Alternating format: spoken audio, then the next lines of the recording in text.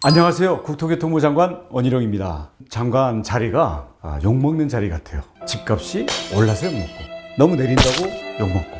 요새는 신도시, 특히 일기 신도시가 핫합니다. 대통령 선거 때는 뭐 금방 재건축 할 것처럼 하다가 되는 거야 안 되는 거야 이러면서 또 와글와글 시끌시끌하고, 신속히 추진하겠다 그러니까 30년밖에 안 된 아파트를 뜯어? 목동, 상계동, 이 압구정동은 뭐야? 이러면서 또 와글와글 합니다. 그리고 또 이 신도시 문제뿐만이 아니라 이 전국의 노후된 도시들, 요새 또 반지하된 단독주택, 다세대 주택들 있잖아요. 여긴 또 뭐야? 지방은 또 뭐야? 이러면서 아무튼 이래저래 국토교통부 장관이 욕을 먹는 자리이긴 한데, 그렇다고 욕 먹는 게 두려워서 일을 안 할 수는 없죠. 그래서 오늘은 일기 신도시 재건축 문제에 대해서 워낙 걱정도 많으시고 또 논란도 많은데요. 거기에 대해서 말씀을 드리고자 합니다. 일기 신도시. 여러분 어디인지는 다 아시죠? 분당, 일산, 평촌, 중동, 산본. 이 도시들은 1989년에 당시 노태우 대통령이 200만 호 주택 공급 공약을 내걸면서 한꺼번에 지어진 도시들이에요. 요 5개 신도시만 29만 2천 호. 여기 살고 있는 인구수는 대략 한 100만 명 정도가 됩니다. 여기가 30년이 지나다 보니까 창문 샤시가 안 닫히는 경우도 좀 있다 그러고, 주차장도 지하에 없는 경우가 많다 보니까 막 3중 4중으로 주차난 겪고 있고, 도시 구조 자체도 변화하는 그런 추세에 비춰보면 못 따라가는 경우가 많습니다. 그러다 보니까 과연 이 일기 신도시만 문제냐, 또 다른 지역은 어떠냐, 이런 형평성 문제 또는 역차별 문제까지 많이 나오면서 논란이 되고 있는데요. 저는 이 자리에서 분명히 말씀드리고 싶습니다. 일기 신도시 재건축 필요합니다. 그리고 일기 신도시뿐만 아니라 서울 시내에만 30년 넘은 주택이 벌써 27만 호가 있어요. 이런 데들이 함께 재정비를 해야 되는데요. 저는 이 문제를 재산을 불리기 위한 탐욕의 재건축 프로젝트가 아니라 베이비붐 세대의 인생 재건축 프로젝트해야 된다고 생각합니다. 무슨 얘기냐면요. 89년에 한꺼번에 여기에 입주한 29만 세대, 100만 명의 이분들은 이때 대한민국을 선진국으로 경제성장을 일으켰던 분들이고요. 이분들이 이제 앞으로 고령화돼 가지고 90살, 100살까지 살아야 됩니다. 앞으로 자율차, 드론 택시 뭐 등등 많은 미래의 변화들이 펼쳐지고 많은 이 생활상의 변화들이 올 텐데, 이런 부분들을 감안해서 전 재산인 아파트도 지키면서 30년, 50년을 내다볼 수 있는 우리 대한민국 베이비붐 세대와 그 자녀들의 미래의 인생을 재설계하고 재건축하는 프로젝트여야 한다. 그래서 우리 원칙은 신속하게 한다. 두 번째, 규제 푼다. 세 번째, 주거 혁명을 담는다.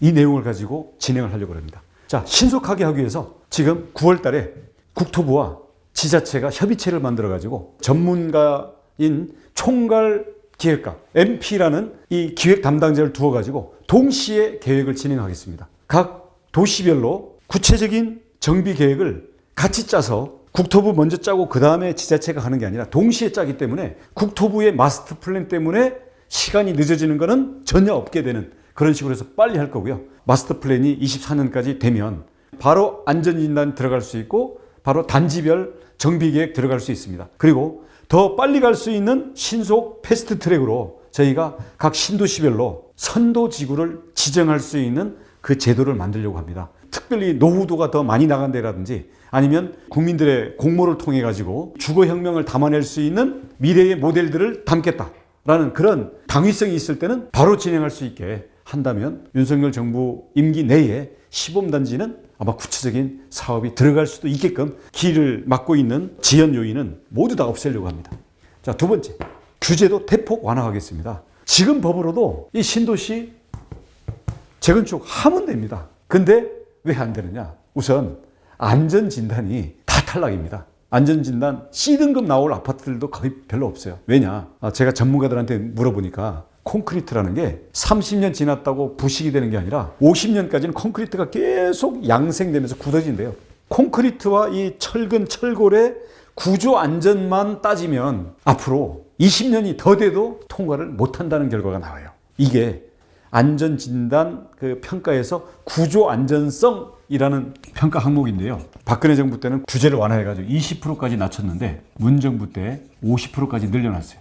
그러니까 박근혜 정부까지는 재건축, 재개발이 계속 허가가 나오다가 문정부 들어서는 거의 제로로 허가 자체가 안 되는 거예요. 녹물이 나오고 뭐 지하 주차장이 없어서 주차 대란이 일어나고 층간 소음 때문에 뭐 위층 아래층 막 싸움 붙고 이래도 콘크리트 앞으로 20년 동안 멀쩡해 다 탈락 이래서 서울 시내나 수도권 그리고 지방 도시에서도 재건축 사업이 그냥 아예 다 가로막혀 있었던 거예요. 그래서 이거를 풀겠다.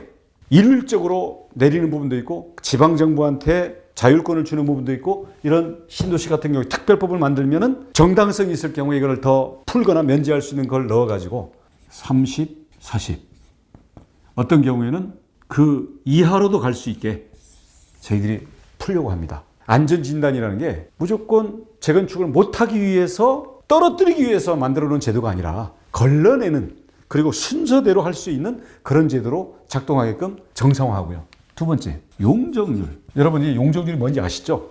같은 땅에다가 올릴 수 있는 연면적. 자, 같은 땅에다가 많이 올리면 그리고 많이 올려서 그 일부를 일반 사람들한테 일반 분양해서 그 돈이 들어오면 기존에 있던 집주인들은 자기 돈 안 넣고 집 지을 수 있어요. 그래서 용적률을 너무 많이 주면 특혜 시비 내지는 빈익빈 부익부 이런 문제가 나오는 거고요. 용적률을 너무 안 주면 서민들은 그 부담금 몇 억을 낼 수가 없잖아요. 그래서 서민들은 새집 재건축이 불가능해지는 거예요. 그래서 이건 너무 높아도 안 되고 너무 낮아도 안 되는 건데 이 부분들을 저희는 합리적인 수준으로 줄 겁니다. 원칙은 지방은 더 두텁게 주고 그 다음 1주택자로서 오래 산 사람 이런 사람들에게는 용적률이라는 혜택 서민들이 더 가져갈 수 있도록 이런 원칙을 하면서 지금 신도시 평균이 200% 가까이 되는데요. 아무튼 이게 올리면서 기준을 줍니다. 대신 용적률이라는 게 그냥 주면 줄수록 좋은 거냐? 이게 생각을 해야 될 게 용적률이 많아지면 기반시설이 많이 필요해집니다. 왜냐하면 입주 세대가 늘어나기 때문에 도로도 더 많은 차가 다니게 되고 그 집의 아이들도 더 많이 학교에 가게 되고 거기에 살고 있는 인구들이 필요한 문화시설, 공원, 녹지시설도 더 많아지기 때문에 붐비고 불편해지는 거죠. 그래서 과밀화가 되지 않기 위해서는 용적률은 어느 정도 한도가 있다. 그 다음 용적률이라는 것은 공중의 공간을 더 사유화할 수 있도록 주는 거기 때문에 전 국민의 공공재를 특정 개인들이 사유화하는 거기 때문에 용적률을 올려주게 되면 공공기업, 기부채납 그런 것들을 가지고 우리가 용적률에서 뺀 이런 주택들을 가지고 공원도 만들고 청년들을 위한 임대주택, 무주택자들을 위한 특별 공급주택 이런 것들도 만들 수 있는 거예요. 그래서 용적률을 너무 올리면 과밀해서 주거 환경이 악화되는 문제가 있기 때문에 한계도 있고 또 그 한계에 대해서 용적률을 주더라도 공공기업을 해야 된다. 이런 것들을 우리가 정하겠다는 거죠. 그 다음 세 번째가 뭐냐면 초과이익. 그러니까 재건축 부담이 건축 비용에다가 원래 내가 살 때 왔던 이 가격에 비해서 차익이 만약에 5억 원이 생긴다. 그러면 얼마까지를 재건축 조합원의 이익으로 인정해주고 얼마를 국가에서 걷어갈 거냐. 어떤 사람은 야 이거 없애라. 다 그냥 개인이 가져가겠다. 근데 그 국민들이 용납할까요? 만약에 다 가져가겠다 그러면 용적률 올려주지 말라 그럴 거예요. 그렇다고 다 뺏어버리면 할 이유가 없어지잖아요. 그러면 집주인 그리고 집이 늘어나기 때문에 국민들의 세금이 거기에 기반시설 도시계획에 들어가기 때문에 국가로 들어와서 다른 국민을 위해서 쓰여져야 되는 그 다음 우리 주거 취약계층들 우리 임대주택을 산다든지 청년들 무주택자들 서민들 이런 부분들 우리 초과이익을 기반으로 해서 우리가 복지사업도 해야 되는데 그러면 얼마를 부담시킬 거냐 이게 또 정해져야 돼요. 지금은 너무 과도합니다. 특히 지방 같은 경우에는 뭐 지방 집값 여러분 아시잖아요. 근데 막 3억 나오는 경우들도 있고요. 그다음 서울에서도 서울의 집값이 워낙 오르다 보니까 재건축하게 되면은 보통 몇 억씩 이게 나오는데 이것도 그냥 10년, 20년 오래 1주택자로 그 자리에서 살아왔는데 추가로 부담을 몇 억을 내라 그러면 그 돈을 마련해서 낼 수가 없으니까 재건축을 참여를 못하고 팔고 나가야 되는 문제가 생기게 된단 말이에요. 그래서 그 자리에 오래 살고 있던 사람이 집값이 올랐고 자기 의사와 무관하게 재건축이 이루어졌다는 것 때문에 강제로 쫓겨나야 되는 일은 없도록 해야 되니까 주거의 연속성은 최소한 보장을 해줘야 될 거 아니에요. 그런 면에서는 오랫동안 1주택으로 거주한 사람에게는 초과이익을 내야 되는 걸 대폭 좀 감면을 해주자. 대신 다주택자가 재건축하는데 집도 여기 갖고 있어. 그래서 여기에서 몇 억이 들어와. 그러면 많이 받아야죠. 그래서 최고 부담은 50%까지 매기도록 되어 있는데 저희는 그 정도는 환원을 해야 된다고 생각을 합니다. 대신 아까 말씀드린 것처럼 지방 그리고 1주택자로서 오래 거주한 사람 이런 사람들은 뭐 거의 안 내든지 조금만 내면 되게끔 해서 그리고 이 전체적인 것도 사업성이 있어야 이 건설회사들이 들어와서 이 집을 짓잖아요. 그래서 최소한의 사업성은 유지할 수 있는 그런 선에서 만들어야 되겠다. 그래서 이 규제라는 게 이 안에 가면 이해관계가 걸려 있고 이 국가의 역할과 도시의 더 좋은 기능을 위한 많은 문제들이 이 안에 들어 있습니다. 그래서 이 부분도 저희들이 마스터 플랜과 특별법에 담고 각기 신도시별로 그 특성에 맞는 이런 내용을 찾아내겠습니다. 자, 이렇게 풀어서 집들이 지어지는데 그 앞으로 10년 걸린다 치면 40년 만에 뜯었는데 그 집 앞으로 40년 뒤에 또 뜯을 거예요? 아니죠. 여기에 지어지는 집은 새로운 품질의 주거혁명을 담아야 되겠다. 어떤 걸 담느냐? 재택근무, 국공립 어린이집, 노인 자가치료, 주택, 자율주행, 자율주차 등등등등 미래의 주거혁명과 모빌리티 혁명이 담겨있는, 그리고 미래의 인구 감소하는 시대에 1인 가구와 아이 키우는 가정과 100살까지 살아야 되는 실버 세대들이 함께 미래의 꿈을 키울 수 있는 그런 면에서 주거혁명은 결국 우리의 삶을 담아내는 그런 주거를 만들어야 되겠다. 그리고 이런 것들을 보다 모범적으로 만드는 데일수록 선도지구로 지정될 가능성이 많고 안전진단이나 용적률에 대해서 규제의 혜택을 받을 가능성이 많고 이런 식으로 해서 그만큼 정당성이 있고 우리의 삶에 도움이 많이 될수록 규제라든지 초과이익이라든지 이런 것들을 연동시켜주는 합리적인 신도시 재건축 프로그램이 필요하다고 생각합니다. 자, 이걸 앞으로 그래서 어떻게 추진할 거냐. 아까 말씀드렸죠. 국토부는 공통 지침만 만들고 지자체는 각자 정비 계획인데 동시에 스타트. 언제? 올해 지금 9월 바로 시작을 한다. 그리고 누가 하느냐? 국토부가 있고요. 그 다음 지자체 시장들, 그 다음 도시 전문가인 마스터 플래너, 그 다음 이 신도시 주민들, 이렇게 해서 9월부터 협의체, MP 위원회, 그 다음 각 신도시별로 추진 체계를 만들어가지고 2023년 2월 달에는 특별법을 국회에 발의를 하려고 합니다. 자, 통과되도록 우리 국토부가 최선을 다해서 할 겁니다. 그러면 여기에 나온 이런 여러 가지 문제들이 특별법에 담기고 국토부의 공통 플랜과 각 지자체별로 정비 계획이 마련되면 24년에는 바로 안전진단 들어가고 단지별 정비 계획. 그래서 빠른 곳은 선도지구 갈 수 있도록 하겠다.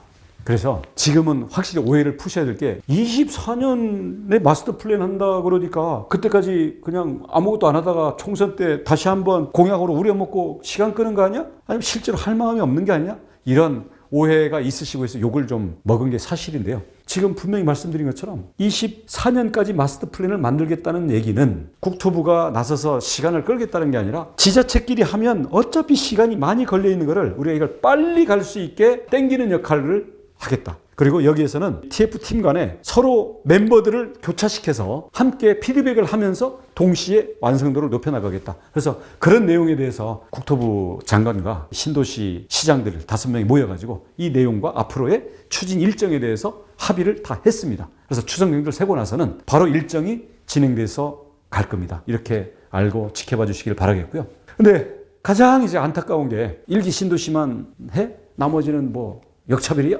서울만 문제야? 지방은 아예 그냥 버려둔 거야? 이러면서 국민들끼리 오해와 갈등이 있고 싸움이 벌어집니다. 그리고 국토부 장관이나 정부에 대해서 뭐 여러 가지 정치적인 이유까지 들어대면서 욕을 하고 또 이런 거에 편승한 정치인들의 그런 행태들도 있는데요. 제가 여러분들께 마지막으로 부탁을 드리겠습니다. 정부가 욕을 먹는 것은 감수를 해야 된다고 생각합니다. 국민들의 마음이 절박하고 급하고 거기에 대해서 제대로 부응이 못 됐을 때는 욕을 먹으면서 대신 일을 또 열심히 하면 되는 거니까요. 국민들끼리 싸움 붙여놓고 정치나 정부가 빠져 있으면 안 되겠죠. 그래서 신도시 주민들 간에 서로 이 도시들 간에 아니 여기 내에서도 단지들 간에 내가 먼저 그 다음 다 필요 없고 그냥 우리 단지만 용적률 그냥 가득 올려가지고 우리만 돈 벌고 할 테니까 여기에 방해되는 거 다 빠져. 이러다 보면 만인 대 만인의 투쟁이 돼가지고 우리 국민의 사회 갈등은 갈등대로 커지고 일은 전혀 안 돌아가는 그런 게 있을 수 있으니까요.